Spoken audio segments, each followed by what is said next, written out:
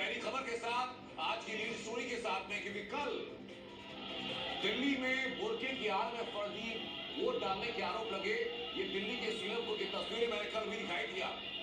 इन आरोपों के बाद दिल्ली से लेकर मिल्कीपुर तक हंगामा हुआ। किसी तरह कल हंगामे को शांत किया गया, लेकिन आज संसद के अंदर जया बच्चन ने एक बार फिर इसका जिक्र किया और एक नए विवाद को पैदा कर दिया। जया बच्चन ने बुर्का विवाद का जिक्र करते हुए क्या कहा, अपने परिवार का जिक्र क्यों किया और कौन सी शायरी जया बच्चन ने सुनाई, इस रिपोर्ट में देखिए।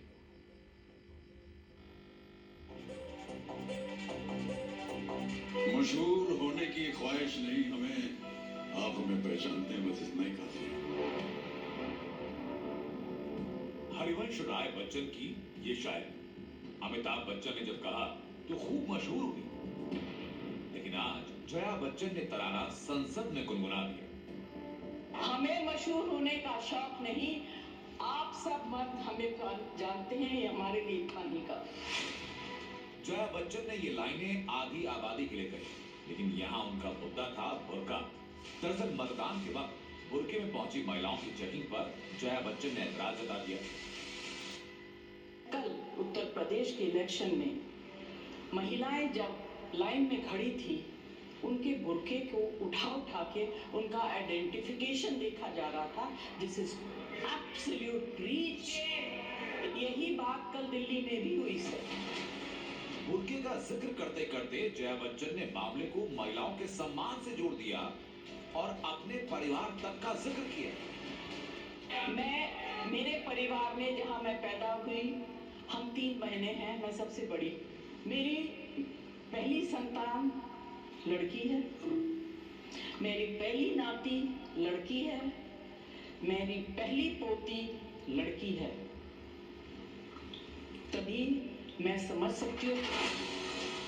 जया जी बुर्के से लेकर महिलाओं के हक के लिए राज्यसभा में आवाज उठाती रही, उठानी चाहिए भी, लेकिन मतदान की दिन अगर पहचान के लिए चेहरा दिखाने को कहा जाए तो दिक्कत क्या है। राज्यसभा सांसद जया बच्चन जिस आधी आबादी के लिए आवाज उठा रही थी, कल मतदान केंद्र के बाहर उसी आधी आबादी ने बुर्का हटाकर चेहरा दिखाने को लेकर क्या कहा, ये जया बच्चन को सुनना चाहिए।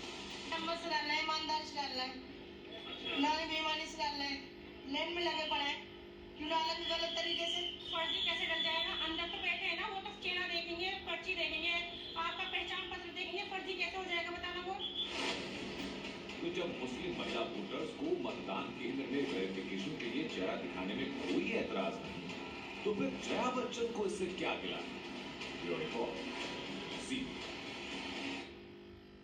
तो 24 नवंबर को संभल में हुई हिंसा के बाद उत्तर प्रदेश का एक जिला देश में चर्चा का विषय लगातार बना है। संभल जामा मस्जिद को लेकर हुए विवाद को एक सर्वे से सुलझाया जा सकता था, लेकिन दंगाइयों की हिंसा ने योगी प्रशासन को एक्शन लेने पर मजबूर। संभल की जमीन से सनातन के अनगिनत निशान भी सामने आए। 50 सालों में आधा दर्जन से ज्यादा दंगे हुए और वो दंश संभल को झेल चुका है, और अब फिर संभल अपनी पुरानी पहचान को दुनिया के सामने रख रहा है। संभल को एक बार फिर संभालने की तैयारी शुरू हुई तो साथ ही साथ संभल के अंदर कट्टरपंथियों, सनातन के दुश्मनों को काबू में करने के लिए, उनको सबक सिखाने के लिए योगी फोर्स पूरी तरह मुस्तैद है। अब नया क्या हुआ?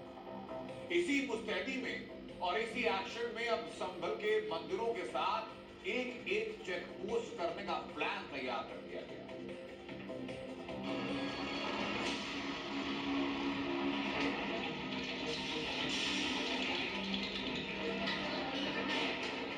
तारीख 24 नवंबर 2024। संभल में जामा मस्जिद का सर्वे करने के लिए पहुंची टीम पर सनातन के दुश्मनों ने हमला बोल दिया, पत्थर से लेकर फायरिंग तक की।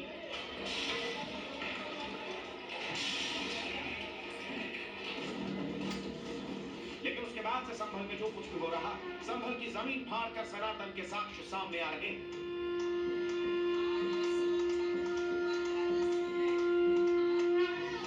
पुराने कुएं, प्राचीन मंदिर, देवी देवताओं की मूर्तियां, पुरानी बावड़ी और इसी तरह के कई ऐसे प्रमाण जो संभल के इतिहास पर हुए अत्याचार को जगजाहिर कर रहे हैं।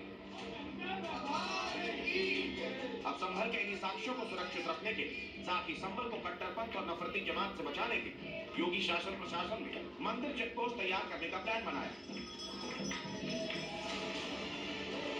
संभल की शाही जामा मस्जिद के ठीक सामने तैयार हो रहे सत्यव्रत पुलिस चौकी की तर्ज पर यूपी पुलिस संभल के और भी कई इलाकों में थाने और चौकियां बनाने की तैयारी शुरू कर चुकी है। सत्यव्रत पुलिस चौकी के निर्माण के बाद खग्गोसराय में मिले प्राचीन कार्तिकेय मंदिर के पास दीपा सराय, पक्का बाग, हिंदूपुरा, खेड़ा समेत सभी संवेदनशील इलाकों में पुलिस चौकी और चेक पोस्ट बने। पुलिस ने संभल के उन इलाकों को भी चिन्हित कर लिया है जहां भीड़ इकट्ठा होने पर बवाल होने की आशंका ज्यादा है। ऐसे इलाकों में भी यूपी पुलिस की चौकसी बढ़ने वाली है।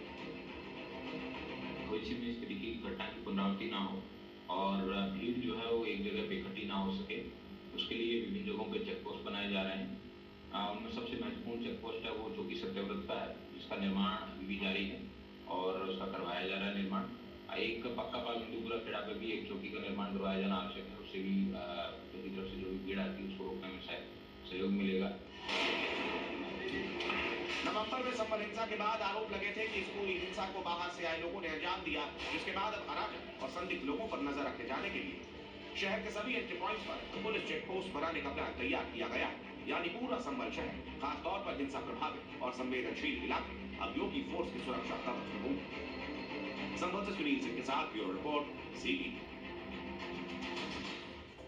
तो वही वक्फ बिल भी बहुत जल्द संसद में पेश किया जा सकता है। असदुद्दीन ओवैसी लगातार इस मामले में चेतावनी दे रहे हैं, लेकिन वक्फ को लेकर जो खुलासे हैं वो खुलासे चौंकाने वाले हैं। और खुलासा यह भी है कि अकेले उत्तर प्रदेश में एक अनुमान के मुताबिक वक्फ बोर्ड ने जिन संपत्तियों का दावा किया उसमें 11,500 फुटबॉल के मैदान के बराबर जमीन सरकारी है। और जो जिले जिनमें सबसे ज्यादा सरकारी संपत्ति पर वक्फ ने कब्जा किया और आरोप लग रहा है उसमें अयोध्या टॉप 5 में है सूची। तो फिर सवाल उठता है कि सदियों पहले जो रामनगरी बसी उसमें कुछ दशक पहले वक्फ बोर्ड को इतनी जमीन कैसे मिल गई? अयोध्या अयोध्या मेरे प्यारे राम, बोलो जय जय श्री राम। अब तो रामनगरी अयोध्या भी वक्फ बोर्ड के कब्जे से बच नहीं पाई। वक्फ बिल पर जेपीसी की जो रिपोर्ट सौंपी गई उसके मुताबिक वक्फ के नाम पर सरकारी जमीनें कब्जाने में अयोध्या, शाहजहांपुर, रामपुर, जौनपुर और बरेली जिले यूपी में सबसे आगे हैं। वहाँ मस्जिद हो, खानका हो, वहाँ यहाँ पे कोई प्रेयर होती हो, कोई रिचुअल चीजें होती हो, लेकिन ऐसे जो खेल कर रहे हैं सरकारी संपत्तियाँ हैं पूरे राज्य सरकार का है, क्यों देंगे केवल क्लेम कर दे और है गवर्नमेंट प्रॉपर्टी बिल्कुल दे दे। तो कम से कम जेपीसी भी एक्सरसाइज किया, इससे राज्यों का ये तमाम जो स्टेट गवर्नमेंट और वक्त के बीच में डिस्प्यूट था इससे उसको समाप्त। यूपी में वक्फ की जो जमीन कब्जा होने वाले जिलों में अयोध्या का नंबर तीसरा है। सोचिए सर, वक्फ बोर्ड बनने से हजारों साल पहले बसी राम